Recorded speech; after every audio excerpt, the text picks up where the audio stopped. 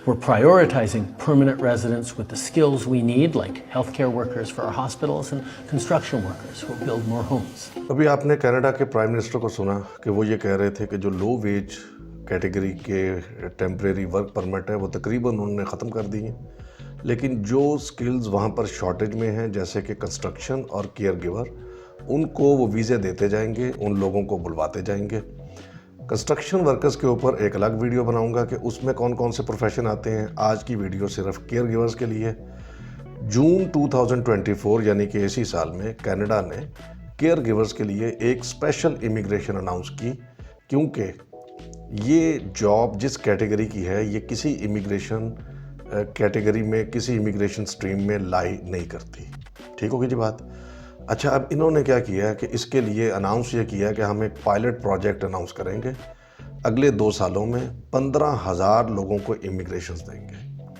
अच्छा, समझने की चीज़ ये है कि जहाँ पर एक ऐसी कैटेगरी ऑफ जॉब के लिए उन्होंने इमिग्रेशन अनाउंस कर दी है, इसका मतलब ये है कि वहाँ पर इस प्रोफेशन केयर गिवर की, केयर वर्कर की, हेल्थ वर्कर की शॉर्टेज कितनी ज़्यादा होगी। तो आपको इमिग्रेशन लेना कोई ज़रूरी नहीं है, लेकिन आप अगले 2 सालों में उन 15,000 लोगों में से हो सकते हैं।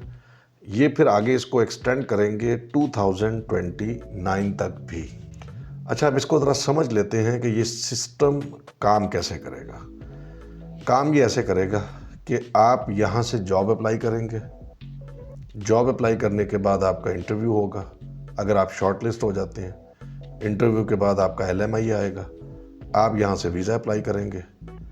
वीज़ा अप्लाई करके आप कनाडा चले जाएंगे, वहाँ जाकर ज्वाइनिंग देंगे। ज्वाइनिंग देने के बाद जब आप वहाँ 2-3 महीने जॉब कर लेंगे, इसको कहते हैं कि आप कनाडा लैंड कर गए, जाकर ज्वाइन किया जॉब को आपने। तो उसके बाद ये होगा कि आप अप्लाई करेंगे, वो एक पूल बनाएंगे। उस पूल में जो बेस्ट उनको 15,000 लोग लगेंगे, उनको वो इमिग्रेशन दे देंगे। अब ये देख लेते हैं कि इसके लिए एलिजिबल कौन है। तो पूरे पाकिस्तान में जिसकी भी एज 18 से 55 के बीच में है और वो इंग्लिश बोल लेता है, वो इसके लिए एलिजिबल है। ठीक है, मैं इसके 2 हिस्से कर देता हूँ। एक है इमिग्रेशन की साइड।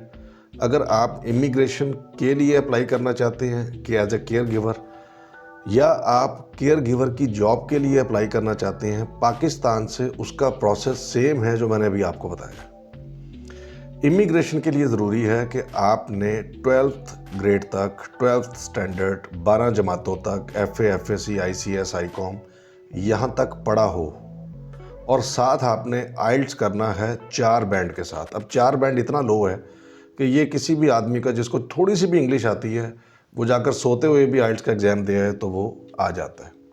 ये उनके लिए है जिन्होंने इमिग्रेशन अप्लाई करनी है। जिन्होंने जॉब के लिए सिर्फ अप्लाई करना है और इमिग्रेशन के लिए वो इंटरेस्टेड नहीं है या उनके पास तालीम नहीं है, तो इसका मतलब है कि अब वो इमिग्रेशन के लिए एलिजिबल नहीं रहे। तो जब वो एलिजिबल नहीं रहे तो जॉब के लिए वो फिर भी एलिजिबल है।